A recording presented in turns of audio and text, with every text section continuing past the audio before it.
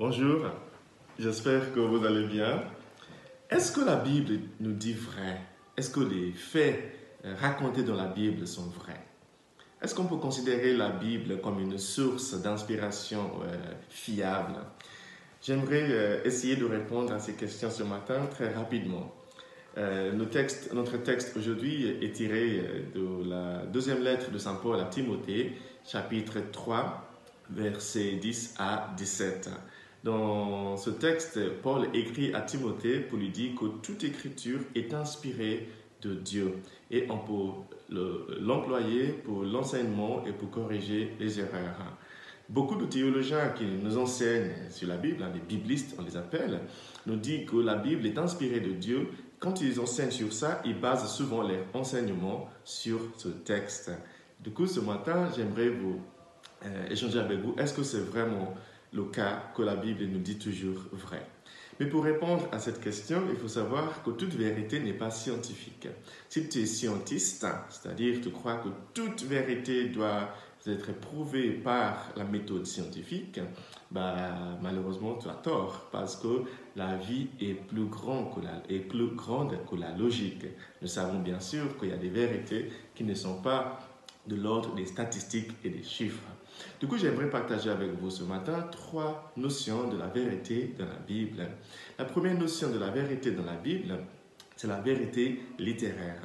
Oui, la vérité littéraire. Quand je dis la vérité littéraire, je vous dis la vérité que tu as d'abord parce que ça correspond au fait, tout simplement, mais aussi et surtout parce que tu arrives à déchiffrer les mots et les paroles pour déduire le sens profond.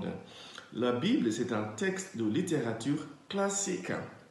Je suis un adepte de la littérature, j'aime bien lire les grands textes, les biographies des grands personnages de l'histoire. Mais une chose qui m'émerveille dans tous ces textes, on la trouve aussi dans la Bible, c'est la manière dont les humains arrivent à tisser les mots, à employer les mots, à déployer les figures de style pour faire passer un message. C'est exactement la même chose dans la Bible. Dans la Bible, tu vas trouver des oxymorons, des métaphores, toutes sortes de figures de style qui nous permettent d'arriver à une vérité plus profonde. Donc, la vérité dans la Bible n'est pas une vérité scientifique dans le sens de mot à mot. Donc, des gens qui disent, par exemple, est-ce que Dieu a vraiment créé le monde en 6 jours? Ce que tu cherches n'est pas la bonne réponse parce que justement, ce récit-là n'est pas écrit pour nous apprendre comment le monde a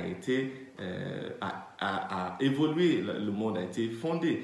Le texte veut nous dire un autre type de vérité, une autre notion de vérité qui est de l'ordre de la littérature, par exemple. Donc il faut regarder ça avec cette notion de vérité qui est la notion littéraire pour mieux comprendre la Bible.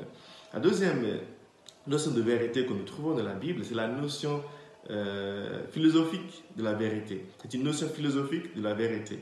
Ça veut dire que la Bible veut nous enseigner la sagesse, veut nous enseigner comment mieux vivre, comment s'épanouir, comment accomplir sa mission sur la terre. Par exemple, si tu lis l'histoire de Job et tu passes ton temps à chercher est-ce qu'il a vraiment vécu ou pas, comment se fait-il que des gens dans le livre de Genèse ont vécu jusqu'à 1000 ans, jusqu'à 200 ans, le message n'est pas là.